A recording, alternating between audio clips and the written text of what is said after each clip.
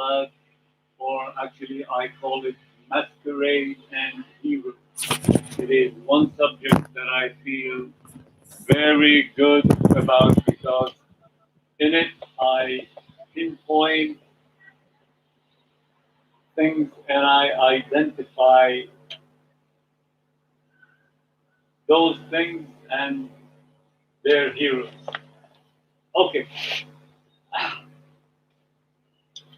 The majority of the world's population is split between the Abrahamic religions, mainly Christianity and Islam, close to 58% of almost 8 billion. Hinduism and Buddhism make close to 28% of 8 billion. No religion and atheist close to 16% of 8 billion. Other religions, minorities, that is, close to 4% of 8 billion. Out of those minority, 4%, out of which close to 2.5% are Jews. It means now the Abrahamic religion, Christianity, Islam, and Judaism are the largest and the most talked about and dealt with. Each religion, given the conflictual differences and competitions, each try to present itself as the solution for mankind. This is legitimate, of course, to give a choice or more to choose. This can be promoted and presented on conventional media from time to time, like TV, magazines, and newspapers, besides debates and conferences in cultural or religious halls, etc., in a civilized and often academic and epistemological manners, where one could pay a sum to learn and get educated, being present in such conferences, or at least have the effort and time to avail himself or herself, taking a walk or a cab to get there on time if it's free. Nowadays, we have the social media. Hooray! The media that comes to you wherever you are, free of charge, except what you regularly pay for the mobile network company, or the internet company, that is, which is very advantageous to most of us. Practical. The thing is, in conventional media, the source of the information used to be our government. And everybody knows the governments never tell the truth. That is in politics. Could it be as well in other matters? We don't know for sure. Social media is open for everyone, especially in recent time, exchanging information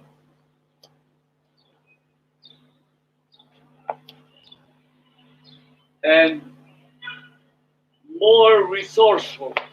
What I mean by more resourceful, you can find millions and millions of information.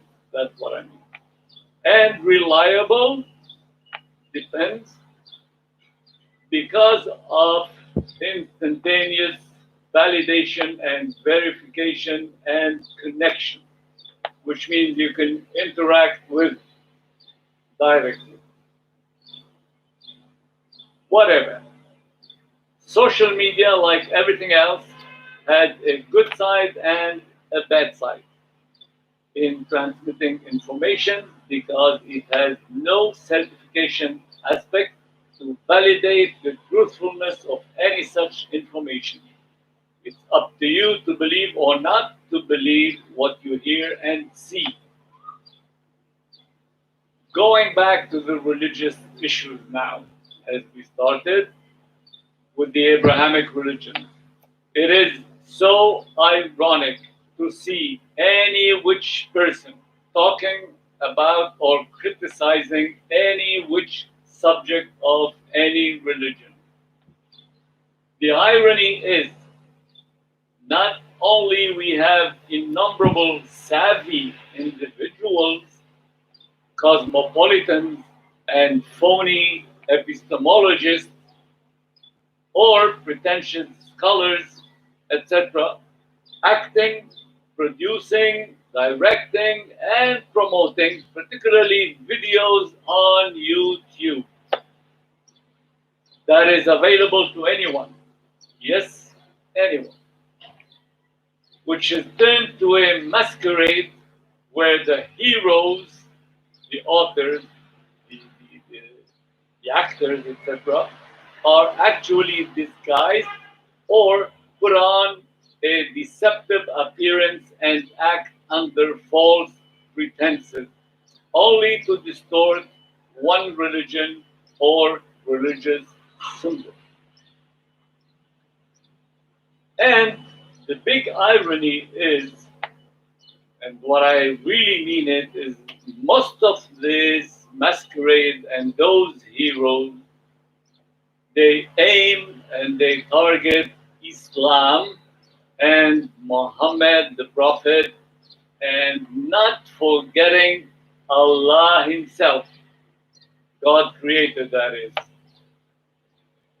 Now, this is well documented and factual, and the heroes are known. You see them live.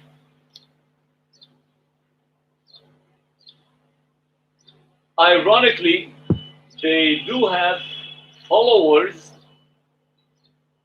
well, not to say dumb or stupid followers or something like this, but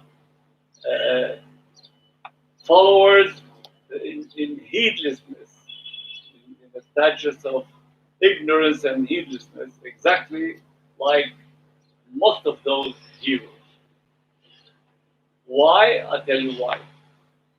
Because those heroes, the subject they criticize or they talk about actually and practically are not well acquainted of, or are falsely acquainted of.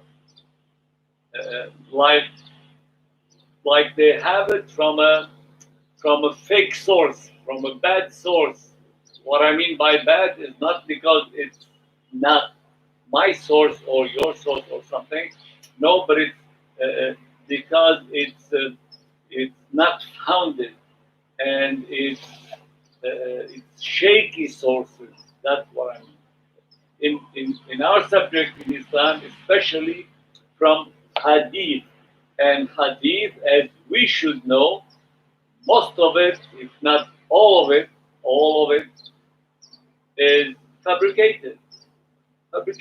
Why? For the simple reason it contradicts Quran.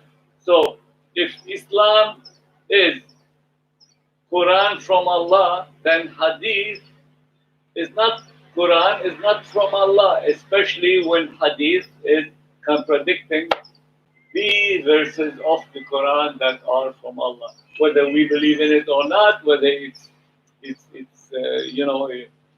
true and the truth or whatever. That's the basic logic of the concept. Now, to those heroes, I have to say they lose time and effort in the wrong direction.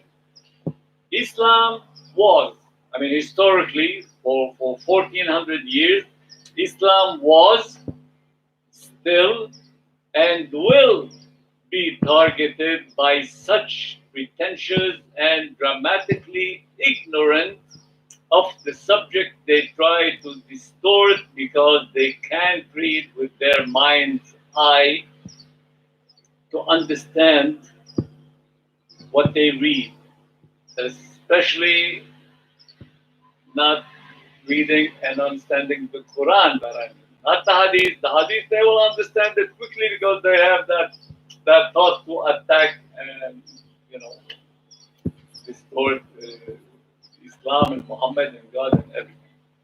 So they don't read with their mind's eye. That's what I mean. To them, God said in verse number 51 of Surah 40. Now listen to this, very important.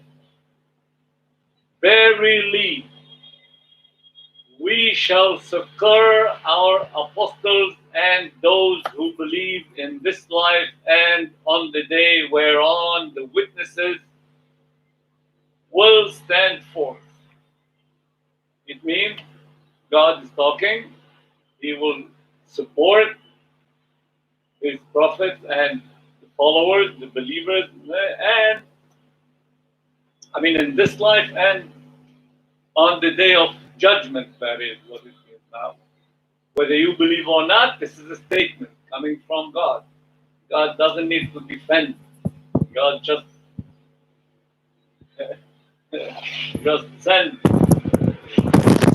or send his verse through messengers, etc. Now, then in another verse, God is describing their mean acts, those ones subject of our video, the ones that I'm talking about, describing their mean acts against the will and intention of Allah in verses 32 and 33 of Surah 9. Listen to this carefully. It says, they seek to extinguish the light of Allah with their mouth. Those ignorant, they try to extinguish the light of Allah. You know, every religious person from any religion knows what it means, the light of the truth. Those heroes, they seek to extinguish this holy light with their mouth, like you know, birthday cake, you blow the candle. Anyway,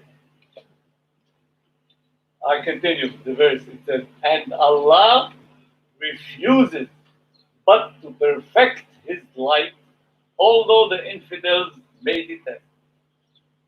The will and intention of Allah is to perfect his religion, this light, whether you like it or not. Whether you, I mean by you, whether that's a statement of Allah, infidels, whether unbelievers, whether whatever, whether you like it or not, Allah will perfect this light and his religion. He continues the verse, the second verse, in the verse 33 now. It is He, which means He's ascertaining. It is He, it means Allah Himself. It is He who sent His messenger. Nobody else. His messenger didn't come from his idea or someone else sent him or whatever. It is He who sent His messenger, meaning Muhammad, with the guidance and true religion. With the guidance and true religion. Actually, for the good intentioners, whatever they can find in the Quran, it can be proven and turned into good things, unless they have that bad idea to come in and dig and find one verse that's misunderstood, whether it's out of the context or what, and try to attack Quran or Islam or God Himself.